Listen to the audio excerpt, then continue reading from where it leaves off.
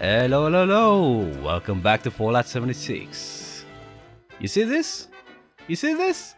Yeah, that's rank 102 out of 100. So that means that I finished the bloody scoreboard. And there's my tickets. I've gone through and purchased just the boosters and everything else that only cost zero tickets, right? And as you can see, I've also unlocked the Fallout First privileges with atoms.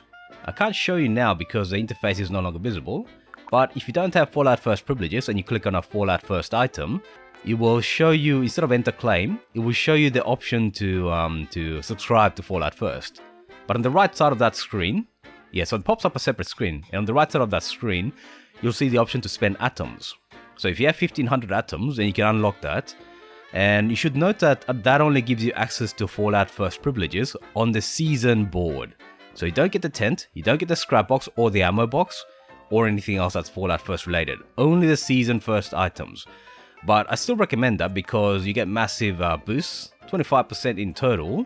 So you get 5 here and then 10 after and then 10 later down the line for a total of 25. And that stacks with the consumable boosters, so you can get it up to 150%. And as you can see, I'm probably the reason why the score booster consumables were removed from the last page. Yeah. I used to have 83 when the season ended. Bethesda took away, I used one this season, so I 70, that should have been 79. So I lost 4 boosters. I don't know why. Maybe because it was the last day or something like that. I may create a ticket, but as you can see, I'm probably responsible for the removal of the score boosters. What the hell? Who sent an invite? Hey, that wasn't me. Anyway. So spending the atoms to unlock the Fallout First items is worth it just because of this. But you can get those atoms back, because the season board has a total of 2000 atoms available to redeem. 1000 atoms for everybody, and a further 1000 atoms that are behind the Fallout First privileges. So that's 2000 atoms.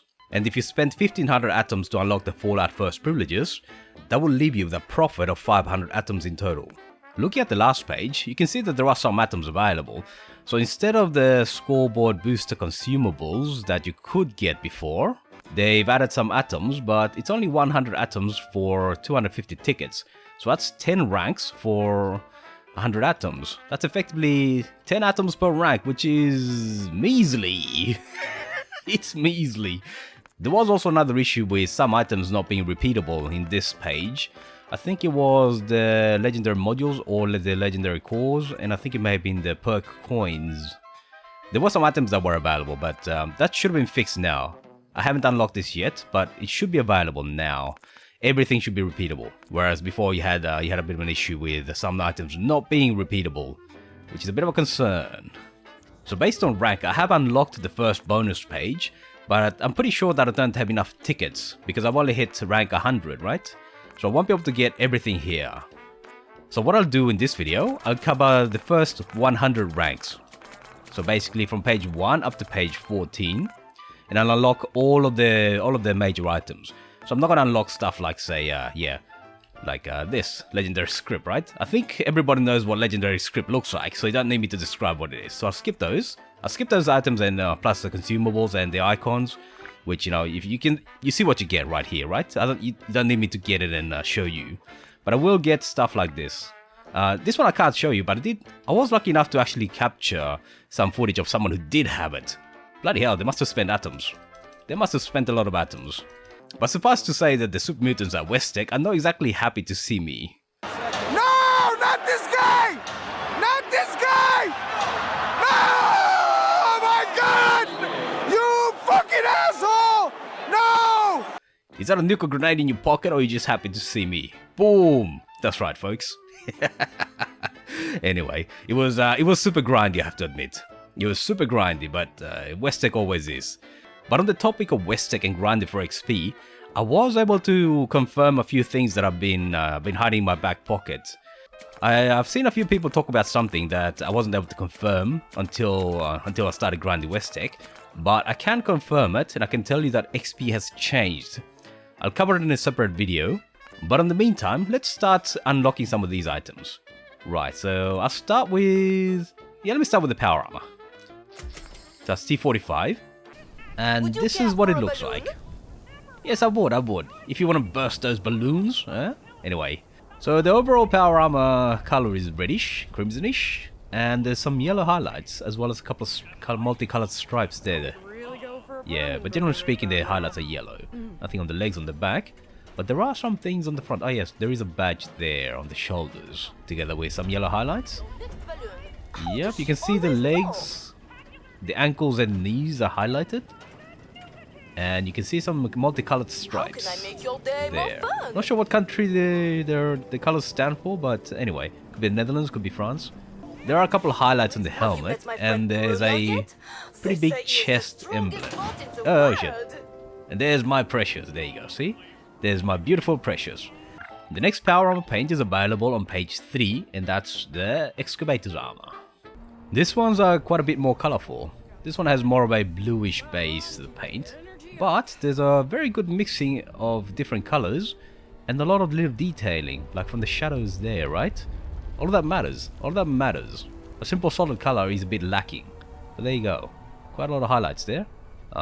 Danger on the wrists. That's right.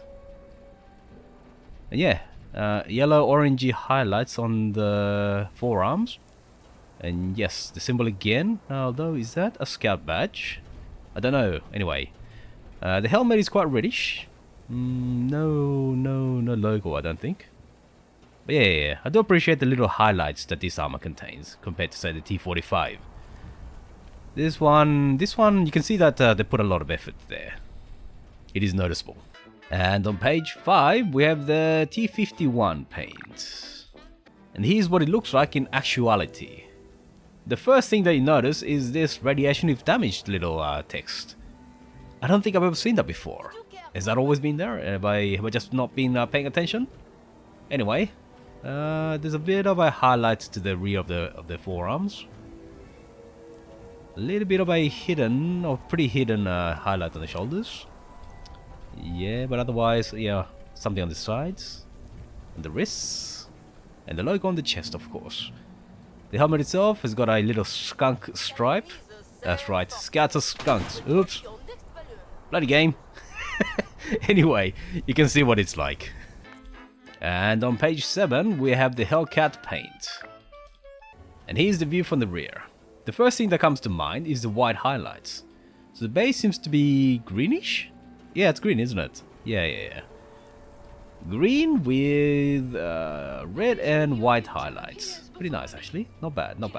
But yeah, it is lacking in detailing a little bit, but the detailing that is there is actually very, very noticeable. The multicolored stripes and the logo on the shoulders. And the knees, that's right. Gotta keep your knees safe, right? Use knee pads if you ever have to kneel a lot.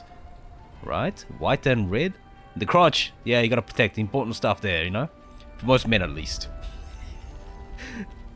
Around half the population will definitely make use of that little bit of protection. Anyway, so white highlights on the chest. Is that a logo? I can't tell if those are Pioneer logos. Anyway, going bald. Yeah, that's right. If you wear this power armor with the Pioneer Scout paint, you're going bald. And does a stripe count as a comb over? Just accept that you're going bald, folks. If you ever go bald, don't try to do something like a comb over or whatever. Just go proper bald. It's better. Oh, look at that. Some highlights on the ears. He's a bald guy with AirPods. That's right, folks. And he's got a hunch. Yeah, his shoulders look super hunched. I guess he's been working on the computer for ages and ages. Yeah, that's right. He's a middle-aged guy that you see at the office. Anyway. And on page 8, kind of hidden away, is a T60 paint. And here's what it looks like in actuality. And by the way, if you are having trouble with plans or items not showing up in the crafting benches after you unlock them, leave the world and re-log back into the world. You don't have to leave the game, just the world. And it should be there. So unfortunately, I had to buy all the plans beforehand, for the power arm at least, and then I had to log out and log back in for them to show up. But this is what it looks like. We're back to a reddish base and a nice little white set of highlights. Was that pipe always there? Interesting. I should pay more attention. Yes, I'm kind of lacking an arm there, so yeah, that's not part of the paint. That's not actually part of the paint. Nice little highlight with the nuts and bolts there. Again with the crotch and the lower abs. That's right. Do you even do squats, bro, or crunches or whatever? Yeah. And there's a symbol there. Yeah, and I do appreciate that the faceplate kind of makes it look like a skull.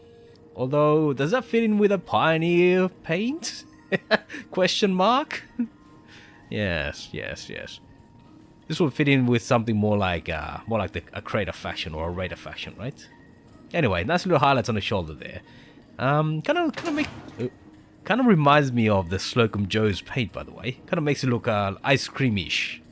Anyway, there's my precious again. And on page 9, which of course I've unlocked as I mentioned before, the X1 paint. Oh, another balding power armor? And here's the X1. This one looks really good actually. Look at that. Some highlights on the calves, on the ankles, nice. Forearms, the lower back. Yeah, this one definitely looks good, I have to say. Yeah, and I think that's one of the badges, right? Could be the Herbalist badge. Or something like that. Anyway, there's the Pioneer Scout logo, and yeah. Not quite a balding look on the helmet, but yeah. But it does give you that skullish look that we had on the previous power armor. And on page 10, we have the Ultracite. Why does the Ultracite always look like it's sprinting? Is that a theme or something? Is it because it's ultra? Lol. Okay, and this is what it looks like. We're back to a more lighter colored base with orange highlights as well as white highlights. Yeah, very colorful, I have to say. Yellowish orange. Yeah, nicely detailed. It does break up the base color nicely, so yes. Very tastefully done overall. And yes, these are scout badges. Interesting. That could be the miner's badge, I'm guessing. Anyway. Right, you can see more on the side as well. And yeah, the front. The knees, the upper thighs. And of course, the logo on the chest, right? And the helmet, yeah, nice little highlights. No, it's very nice to see power armor paint with highlights, right? Not just a base color. That's a bit lazy. And this one definitely isn't. And on page 13, we have the Union paint. Yeah, I think these guys should be a little bit bigger. They're so easy to miss. And here we are. That's what it looks like. The wings are, of course, from a custom jetpack from last season? No, previous season, right? No, actually last season, sorry. I got them really early on. So it kind of feels like it was a couple of seasons ago. Nice highlight on the back of the calf, by the way. The overall shape of the armor still remains the same. There's the badge. Yeah, but different base color. This one's more greyish? Charcoalish? Couple of highlights on the knees. The crotch. Why do scout power armors always highlight the crotch? Does that say something about the scouts? Is that a little... Yeah, that is a little switch, isn't it? On the forearms there. That's interesting. I don't think I've ever noticed that highlight before. And something on the wrists. Yes. But are these power armors telling us something about the scout movement? The helmet and the neck area is kind of white. So yeah, no balding spot. Unless you count the entire head as a balding spot.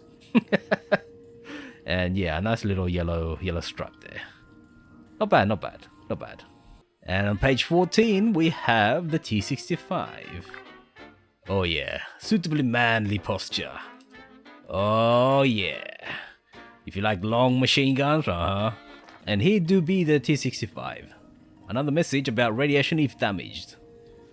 Never mind that there's always radiation out in the world, right? This is Fallout. In any case. The backs of the ankles. Yeah, different base color, by the way. Nice little white highlights. Yellowish. Stripes. Oops, can't go that way. Highlights on the shoulders. And the possum badge, I think. I'm not sure what that is for. Right, another one on the chest, the knees. And hey, this guy has no crotch. His unmentionables are exposed for all to see, apparently. Is it protected? In any case, kind of looks like it's unprotected. Left hanging out in the wind, right? He's too manly. That's right, folks. If you use the T65 power armor, you're too manly to actually protect your jewels. In any case, nice faceplate and a nice little stripe and a yellow highlight there on the side. Yeah. Okay, so let's start moving on to normal armor. On page 2, there's the Forest Service Robot armor. Why is the helmet so big though? Compared to that picture, why the hell is that so big? Anyway, we'll see what it looks like in actuality. And yes, to answer the question I posed previously, the set does not come with a default helmet, so yeah, that's why the helmets were different. In any case, this is what it looks like. You can apply the paint to both the Botsmith and the normal robot armor. Both work just as well. Don't look at me. Don't look at me. Don't look into the camera, you're supposed to just pose. I also disabled my backpack, by the way, so yeah, you can see that it's a reddish set of armor with white highlights on the upper half. That's part of the armor, right? Yeah. I am wearing the Secret Service Under Armour, by the way. And you can see the logo there. Oops. There you go. Nice. It's kind of weird how photo mode goes through you, but not through your power armor. In any case, you can see what it looks like. Yeah, the upper half is nice and whitish, and the bottom half is more reddish. Although, shouldn't it be greenish? In any case, nice little contrast there. And on page 3, and very easily missed, is the combat armor. And here's what it looks like. I can confirm that the paint applies to both normal combat armor and the heavy combat armor. So yes, I'm currently wearing the heavy combat armor. Once again, the base is red. A few highlights on the knees there. Yeah, that's right. And the chest, well, the upper chest onwards is whitish. Some highlights on the elbows? No, that was just a light. And there's the shoulders, so yeah. From the elbows upwards, there's white highlights. But generally speaking, it's a reddish armor. And on page 4, we see the Forest Service Scout armor. Is this guy fat or something? This guy's pretty fat, isn't he? And here's what the Cobalt Scout paint looks like. Once again, reddish base with whitish uppers. Wait, am I missing an arm? No, I do have the arm. Why is that so... naked? Yeah, it looks kind of naked, isn't it? Yeah, look at that. There's just a little elbow protection. I mean, it's important, but shouldn't you protect the rest of the arm? I am wearing it, aren't I? Let me double check. No, it turns out that I wasn't wearing it. That elbow patch is from the Under Armour. Oops. Anyway, this is what it looks like. I nearly cussed out the designers. Sorry. Anyway, once again, up from the elbow, it's whitish with reddish highlights, but generally speaking, the armor itself is red based. Having said that, aren't you leaving a pretty important part of the body completely unprotected there? The lower torso. It's completely unprotected. Anyway, this armor does come with a face plate, so that's what it looks like. It looks like it's got a bit of a built-in nasal strip, so if you're having trouble breathing, that's right, apparently those strips help you breathe. And yes, this one, this blue Lobster Trap, is a headset. That's right, it is headgear. For when you're feeling a bit shellfish, lol, pun intended. And there you go, right? That's how shellfish people look. This kind of reminds me of those 3 witches from The Witcher, right? The ones that you have to fight in the early part of the game. One of them wears a similar trap on her head. Is that you? The Wicked Witch of the Forest? Nod if you are. I can't tell if that's a nod or a head shake. So we'll take it as a positive, that's right. We'll send you back to your bloody, the tapestry, that's right. They're hidden the tapestry. And on page 7, there do be a Forest Service Recon armor. For those times when you feel really bossy, but you want to do it in a forest setting, eh? Pun intended all the way. Pun intended all the way. And we see a similar theme as usual. A reddish base with white highlights. Yeah, this one definitely doesn't look very bossy, I have to say. The boss one is normally quite dark and blackish, so yeah. But this one definitely follows the theme. I can't quite tell if that's a logo on the forehead, or some kind of symbol. But anyway, you can see that the color scheme highlights the helmet and the gas mask versus the rest of the piece. So it does make it look like you're wearing different sets of kit. So it's interesting. And yes, from the elbows upwards, you see that it's generally whitish. And on page 8, we get the Secret Service version. And here's what the Secret Service armor looks like in actuality. Once again, and up above the elbows, kind of whitish. And the helmet itself is also colored. Upper half is, yeah, follows a similar scheme. It's not bad at all. It does have a nice little contrast of colors, but I think I prefer the Alaskan winter paint that I was using for my previous scoreboard. Just because it kind of breaks up the patterns a bit more, right? And all the way up in page 12 is a Civil Engineer armor. Now, I was kind of surprised how early you got most of the armor. I think in previous season passes and previous season scoreboards, they were a little bit more interspersed throughout the pages. And this is what the Civil Engineer armor looks like. Once again, red base and whitish upper. And the helmet, of course, yes. Does look a little bit worse for wear, doesn't it? It's got a few scratches on the side. But yes. Does leave a lot of gaps, doesn't it? Doesn't even protect the lower torso or the unmentionables. Jesus, what kind of armor is that? Is that the anti-sexy armor? Protects everything except the sexy parts? Okay, so let's move on to the wearables and costumes. The first one that comes up is on page 3. That's the backpack skin for that makes it look like a leather quiver. I'm quivering in excitement. Lol. Okay, this is what it looks like. But I also had to take off my chest piece because it interferes with the jetpack. Or rather, the jetpack interferes with the quiver. Like that. Yeah, like that. So yes, if you have a jetpack, note that the quiver glitches through the jetpack. Luckily the jetpack still functions, right? Yeah. It's just a visual glitch. But yes, it does interfere with that, unfortunately. And on page 6 we see the Camp Counsellor outfit and the Ice Gang mask. The Camp Counsellor outfit shows up under outfits, this section here, and the Ice Gang appears here under Headwear, like that. And yes, just in case people didn't notice that you're a Camp Counsellor, it says staff on the back of the shirt. And yes, you're wearing cargo shorts, I think? That's right, cargo shorts. Sandals, lol. And a nice gang mask, that's right. That will comfort the kids, won't it? That's right, kids, I'm not here to harm you. No, not I. Don't look at this big knife that I've got. That's not a knife, this is a knife. And there you go, there you've got the Possum Scouts logo there on the shirt. For that nice cool summer look. Although the mask is kind of optional, right? Right, then on page 8 you've got the Pioneer Scouts Pip-Boy paint. That one looks pretty nice actually, looks nice and colourful here. Oh yes, and someone's joined me in this world as well. Hello there. What's your name? That's right. Hello there, Zongyo? Yes, that's right. Someone else has joined me in this world. Hello there, Zongyo. In any case, this is what the Pip-Boy skin looks like. Looks quite alright, I have to say. Kinda hard to see the details. But yes, oops. There, it's got a bluish background. And I'm pretty sure that it will look better up close.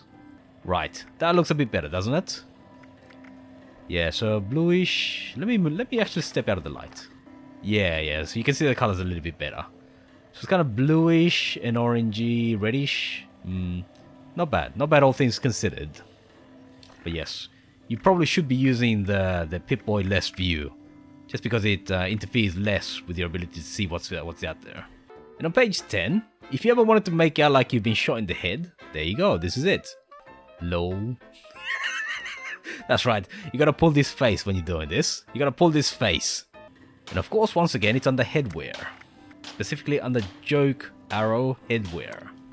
Oh no! The Camp Counsellor's been shot in the head. That's right, kids. This is why you don't go around waving your bows at people. Lol.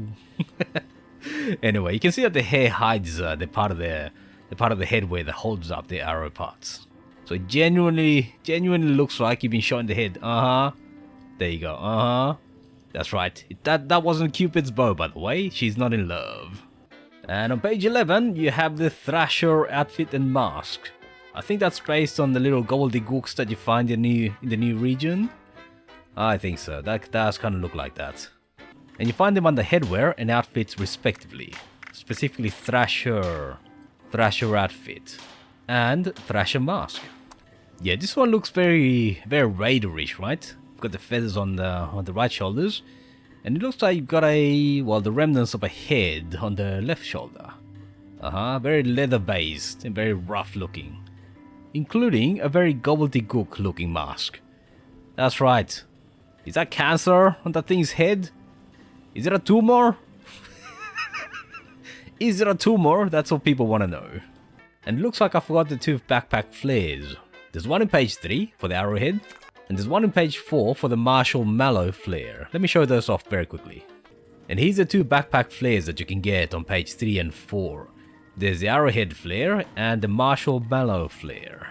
But now let's start talking about some of the more special items that you can get. On page 6 is the Headhunter Sides. That's the unique weapon for this season, and it looks like it's a melee one once again. Don't lose your head when you swing this around, lol. You can find the scythe under the edged melee weapons section at a weapons workbench, and you require 2 legendary modules. So by default it's an assassin's faster swing and reduced weight weapon, so that turns into a 0.2. That could be very handy, so if you need to carry a melee weapon, this is very nice. Although the Assassin's is not great, but that's fine. Faster swing is good. And it looks like it comes with a built-in bleed. And just like all the other weapons you get from the update, you can't re-roll the legendary properties, but you can upgrade it. Yeah, sharp gives it more damage overall.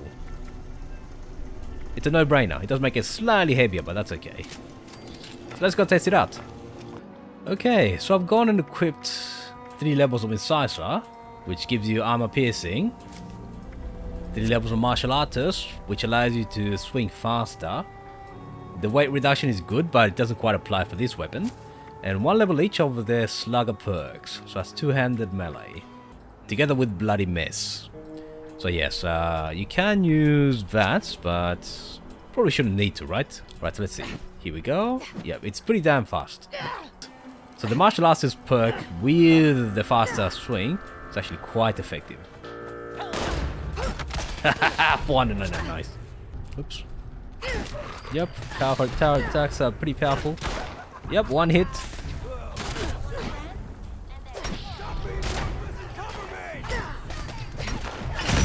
Oh, shit, my chest. Let's see, where are you? Hello? Oh, hello. Yep, 1 hit. Yep. Shit. Why am I not healing?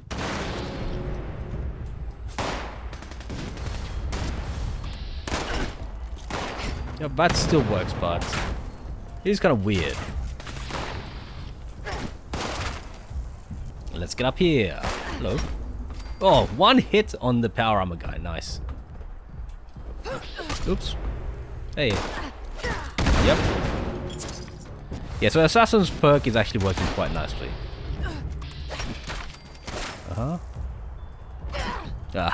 You actually do more damage with power attacks outside bats. Is that it? I think that's it. So yes, as proven, this weapon is very effective. Although the Assassin's does kind of limit what it can do, right? Because humans by default aren't too difficult anyway, so yeah, Assassin's does kind of waste the weapon. But everything else is very nice. The next on the list of special items on the season is the Pemmican Collector. This is a resource generator that produces pemmican. Now, if you're not a vegetarian, then pemmican is one of the best foods you can carry. The reason being that it weighs nothing, basically.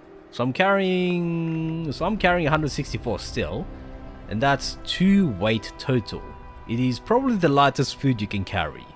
And at the same time, it doesn't expire at all, so it is amazing. And it gives you an endurance bonus as well, so yeah. Normally you can get them from the Scout's daily quest, right? But if you have a pemmican generator, yeah, you can basically get as many as you like. And as expected, it's under the resources tab on the build menu. It doesn't seem to say how quickly it generates things, so let's leave it be for a while. Yeah, let's just leave it be. And at page 12, you find the Scoutmaster Collectron. If you already have a Collectron, you don't have to rebuild it. You just go to the terminal, and you choose what it collects. So in this case, this will be survival supplies. As you can see, Scoutmaster Collectron control interface. So let's clear it and then see what we get. I'll leave it be for a while. Okay, and the last special item that you can get is the Vintage Camper Survival Tent. Oops. I will not be getting it because I don't have Fallout first, so it's a bit of a waste of tickets for me. But I will show you what it looks like from someone else's camp. So yeah, some people have already got it, so yeah, I've seen it in the wild. And I was lucky enough to run across someone who had it, and there you go. This is what it looks like. So the big standout feature is that it has a punch card machine on the outside. So you can change your perks and even your attributes pretty much whenever you want. There's also a cooking station that you can cook at, obviously. And on the inside you've got all the things that you might expect. So a workbench, a bed, and all three of the various stash boxes. So I don't have Fallout first like I said before, but I think I would say that this is the best version of the survival tent. Okay, so now let's move on to camp decorations. Firstly, you've got the cross paddles, which are obviously a wall decoration, and the canoe. I'm not sure if it needs water or not, but anyway, no paddle included, Take a trip up a certain creek. I think they mean, you're up shit creek without a paddle. I think that's what it's meant to be. You're up shit creek without a paddle. And yes, it is indeed wall decor. And of course, the canoe is underfloor decor. So there you go. This is the canoe that will take you up the shit creek. And there's the paddles. Don't forget them, otherwise you're in trouble, eh? Then on page 2 you've got the Lobster Trap. This one's decorative, unlike the helmets. And it's right above the canoe. Underfloor decor. I don't think it catches anything, obviously, but if you want a fishing kind of look, then that's definitely something you can add to your camp. Then on page 3 you've got the archery shooting targets and the stabbed weaponry arrows. So it looks like you can add decorations to your target, eh? Let's try that. Oh yes, and also a stack of ammo. So if you want a messy looking camp, there you go. The archery target is underfloor decor, but it's grouped together with the shooting target. So yes, you gotta scroll to the side. And if you scroll further down, then you can see this, the stabbed weaponry arrow. Although it doesn't look like you can actually apply it to the target, but you can add stacks of ammo. So yes, it looks like you can add it on top of existing floor items. But there is a variant under wall decor that you can add to wall items. So there you go. So yes, there are multiple versions of the stabbed weaponry. And this is what it looks like after shooting a bunch of arrows and missing the target. Hanging in midair.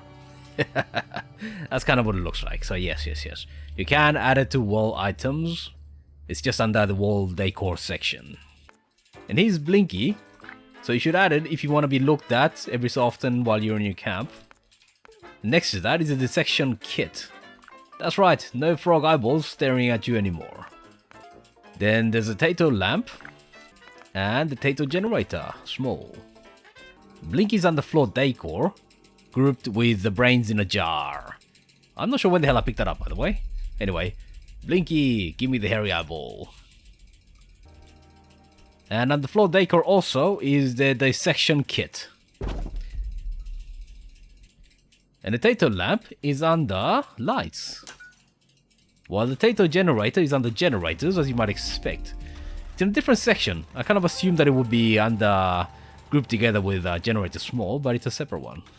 Produces exactly the same amount of electricity, just looks different.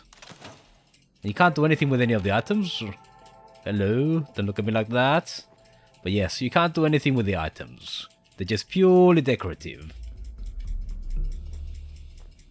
Well, aside from the generator, of course, but that's just there to generate power. It is quieter though. And on to page 5, where we have the Rowboat. And the Rowboat is grouped with the Canoe underfloor decor. So you gotta scroll. There you go. So there you go, this is what it looks like. You can't do anything with it, or even sit in it, but presumably you can make it float in water. I can't test that unfortunately because none of my camps have flowing water or any kind of freestanding water within the boundaries. So someone else might be able to test it. And on page 6, you've got the axe version of stabbed weaponry. Oh yeah. So I'm guessing you're gonna have both the floor decor and the wall decor versions, right? There's a floor decor version grouped with the arrow. So there you go, there's the axe.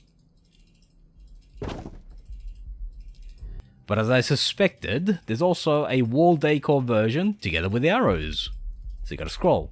And now, let's chuck a few. Hey, why can't I... Oh, okay, so it doesn't quite fit. Oh no! Oh no, the axes are floating! The axes!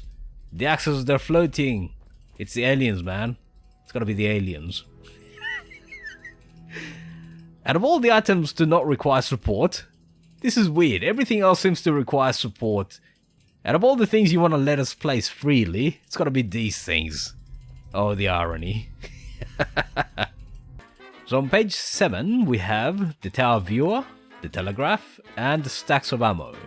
The stacks of energy are on the floor decor, just under the ballistic ammo. So you can just add them as you please. And so is the telegraph on the floor decor, together with the tower viewer. So let's take a look at these. You can actually do something with the telegraph though.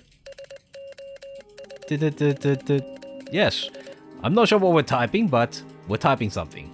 And there's the energy ammo. And there's the tower viewer, which unfortunately it doesn't look like we can actually do anything with. It would have been nice if you could use them as long range binoculars, right? Just to see things in the distance. But anyway, at least we have this. If nothing else, we have the little telegraph sending swear words down the line. Although it doesn't require electricity, which is weird. It should require electricity. So on to page 8, we have the Marshall Mallow plushies, the Pioneer Scout rug, the stabbed weaponry Tomahawks, and the Pioneer Scout's Scrapbox. The rug is on the floor decor, and it's grouped together with all the other rugs. So you gotta scroll all the way to the end. Ever upwards. There you go. The stabbed weaponry Tomahawks are once again grouped together with the arrows and the axes. Do they float? Yes, they float. And as we expected, on the wall decor there's a version of the stabbed weaponry Tomahawks. And yes, they float as you can see. The plushies are under the floor decor section, grouped together with all the other plushies. So you gotta scroll across, and there's 2 versions at the end of the list. I shouldn't have stayed up all night listening to radio plays. And they both float apparently. Out of all the things that don't require support, why is it these 2 and the stabbed weaponry, eh? Anyway, you can see what they look like. You also have the option of crafting them in a Tinker's Workbench under souvenirs. So you've got the Dizzy version, and then you've got the normal one. So they have 2 different names. And last but not least, you've got the Scrapbox version. I don't know what happens when you destroy the previous Scrapbox without having a replacement one. Let's see, what happens? Oh no, all my scrap is gone. But there you go, that's the Pioneer version. Let's see if we still have our scrap. Yes, we do. So there you go, for science, for science. So there you go, that's the Pioneer painted, the Scrapbox version. And for science, we just tested that we don't lose all our scrap by not having a Scrapbox in a camp. As it says, for Pioneer Scouts only, lol. Which means literally everybody, eh? Everybody, every other player should have access to this. Then we have a tube-based chair. Then we have a plushie, the Pioneer Scout Squirrel Mr. Fuzzy plushie. That's a long name. Bloody hell. Get a shorter name. The tube chair is under chairs, as you might expect, and it's grouped together with the other tube chairs. So there you go. And the plushie is together with all the other plushies. It's the Pioneer Scout Squirrel Mr. Fuzzy plushie. Can you put it on top of the chair? No, you can't get it to float. No, you can't do that. Anyway, that's what they look like. And of course you can sit in it. And yes, as you might expect, you can sit on the chair. It looks a little bit uncomfortable, but yeah, can't be good for your back, eh? Although it's probably good for your digestion. And just in case, there's a hole at the bottom as well, so yes. Then on page 10, we have the outdoor movie projector, the picnic basket stash box skin, the bicycle, and the Thrasher rig. And no, the game lied. It says outdoor, but I'm fairly clear that this is indoors, eh? In any case, it's under floor decor. And the bicycle is of course under floor decor as well, with an old school bicycle. And so is the Thrasher egg here. And of course the picnic box is under stash boxes, and it's a version of the stash box right here. My stash box. Which is a lie. This is not just mine, it's yours as well. It's everybody's. And if you turn it on, you get a hypnotic pattern. Ooh. Wait, how am I turning it off at the screen? How does that work? How does that work, game? Anyway, boo! You will give me all your money. You will buy atoms. You love the season scoreboard. There you go. We've all been brainwashed by Bethesda.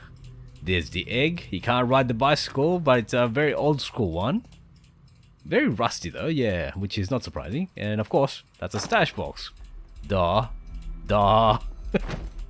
In any case, that's what the items look like. And on page 11, we have the butchered meats. Now, I wonder why this guy's so aggressive towards the meat. Did it fight back or something? Is it still dangerous? Then we have the antler display. Like the Flair display, of course. So yes, that will be under wall decor. And then we have a roast Thrasher. Nice. You are supposed to take off all the feathers and all the... Is that fur? Is that a furry chicken? Actually, the Antler Flair display is under displays. Duh. Oops. The butchered meat parts are on the floor decor. And you start with the mole rat meats, Brahmin meats, and intestines. Yum, yum, yum. And the roast Thrasher, for some reason, it's in its own section. Oh, look at that. That looks, that actually does look pretty palatable. Although, yeah, okay, luckily there are still some feathers. I don't know why. What the hell is that? Why is there still, like, spikes on the chicken? I'm not eating that shit. Anyway, it's either that or that, I guess. And that's what the antler display looks like, with a flare added on. Yeah, so basically they hang on the horns. And on page 13, you have the light blue vintage camper, which I believe is a pre-built building. Then the cooler, which acts like a fridge. It's basically a version of the fridge that we got during the birthday event.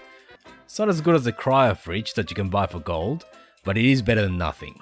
There's the garden archway and the totem pole, together with the framed Skyline Valley wall art. It looks like each season's gonna give us one of these things, which I'm guessing is in lieu of the scoreboards that we used to get that we could hang on the wall. So both the totem pole and the garden archway are on the floor decor, while the camper van is on the miscellaneous structures. And at the wall decor, you find the framed Skyline Valley wall art. It's grouped together with the one that we got last season. So there you are. That's what the totem looks like. There's the garden arch. Welcome, summer camp. And here's the little tent bungalow. Nothing in it, but I guess you can decorate it as you please. And as for the wall art, if you put it under power, yes, you can light it up. There's the Marshall Mallow and the Lost. Vault 63. Was there a lake in the region? I haven't checked it yet. Anyway, that's the camp. So I guess this harks back to times before everything went to crap. That's right, folks. Before the bombs fell. And we had to hide. Why is this floating?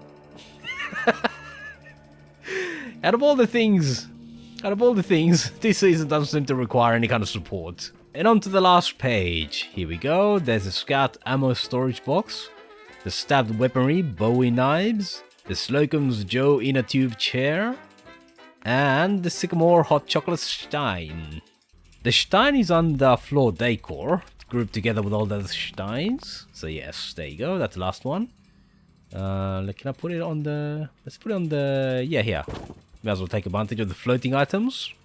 Yeah, the stabbed weaponry Bowie knives are under the same grouping as all the other stabbed weapons. The Slocum Joe's tube chair is together with the Pioneer Scout's tube chair under chairs, as you might, to nobody's surprise. And the ammo box will be under the same grouping as the other ammo boxes. There you go. And this is what it looks like. It seems to be a little bit low resolution, so if you get really up close and personal, yeah, it's a little bit lacking. Kind of surprised. Because this is very visible, right? And there's both of the tube chairs. Of course, you can sit on it again. Looks pretty much the same as the previous one. Can't be good for your back. And there's the Bowie knife, which is not floating in this instance. Although the Sycamore Stein is floating. It's got a nice little Marshall Mallow sitting on top. At least it's not the Dizzy one. Yeah, I think the Dizzy one would be more appropriate, right? For an alcoholic drink container. Lol. Anyway, that's basically everything up to page 14. Ouch. That's a lot of tickets I just spent. Let's move on to the signs and posters. On page 2, you got the camp signs, miscellaneous, and the Purifying the Wilderness poster. The Purifying the Wilderness poster is grouped together under wall decor with all the other posters. Yeah, unfortunately there's a lot of posters, so the first one is a shelters poster. You then scroll to the side and eventually get to Purifying the Wilderness. It's just that there's a lot of posters to be hanged. And the camp signs are under their own little section. So you got that one, attention. And this is what they look like. There's a Purifying the Wilderness poster. Wait, what are they doing to that animal? Oh, okay. Nice. I'm not sure if you should be drinking that water. Yeah, that doesn't look very nice, does it?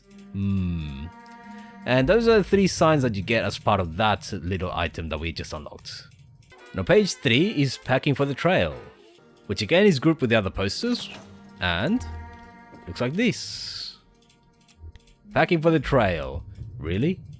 Are you packing a snake? Is that a blunderbuss? That's a pistol.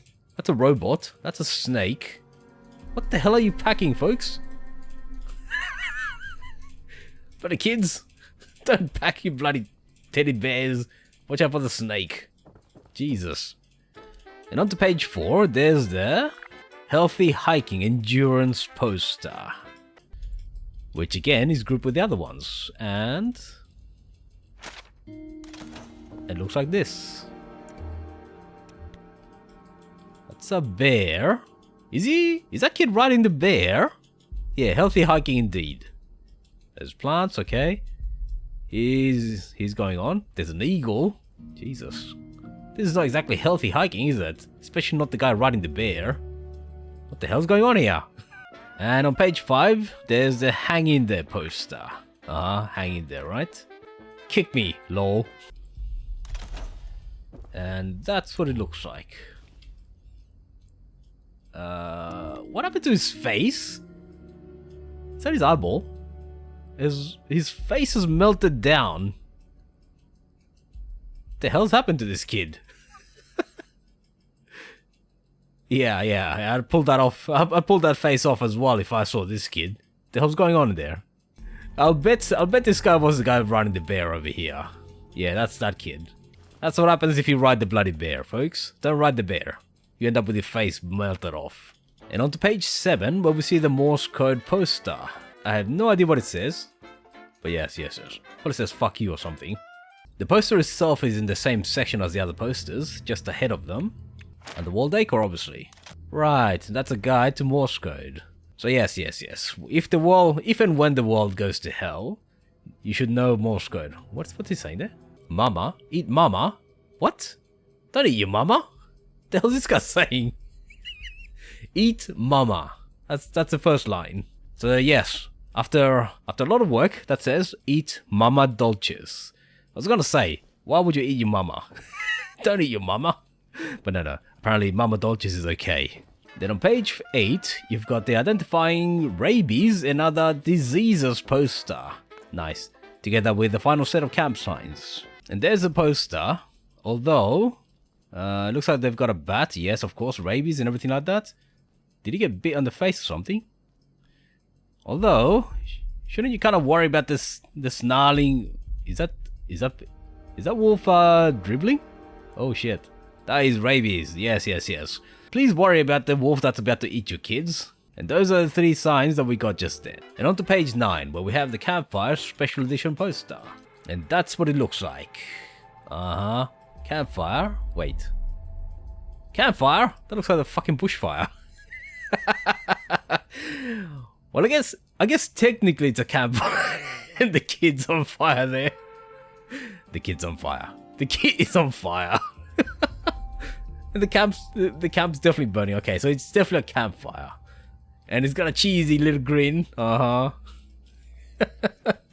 Somebody save the kid. Somebody save that kid. And on to page 10, where we have the Animal Whisperer poster and the final set of camp signs, right? And there's the poster. The Animal Whisperer. Wait, are they cooking the animals? Jesus. Ah, that's a bear on the background. Okay, that's right. You're gonna become dinner, kids. And that should be the final set of signs. They're actually quite, yeah, decently high resolution. And that should be the final one, right? That should be the final set. And on page 12, you have the mosquito repellents. The natural mosquito repellent poster. Look, Mom, no hands. No hands on that poster.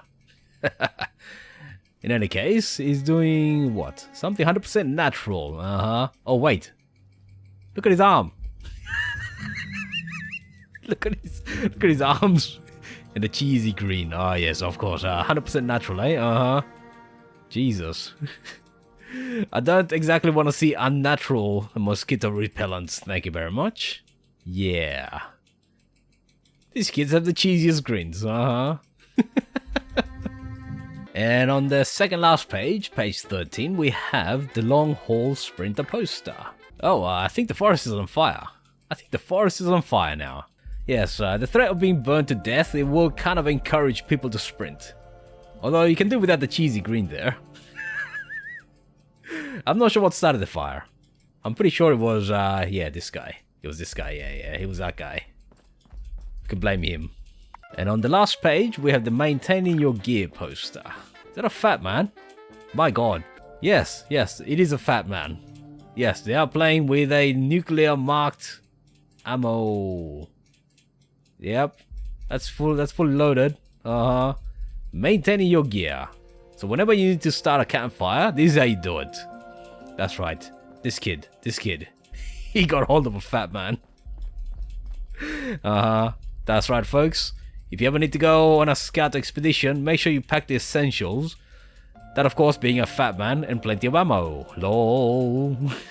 In any case, that is pretty much all the items, aside from consumables and icons and photo frames and stuff like that, which is blatantly obvious just from the look of it. So anything that's not obvious, I've kind of covered here. So hopefully this will help people see what they want. But I have to say that I really appreciate the humor in the posters. It's kind of it's got that Fallout irony, I have to say.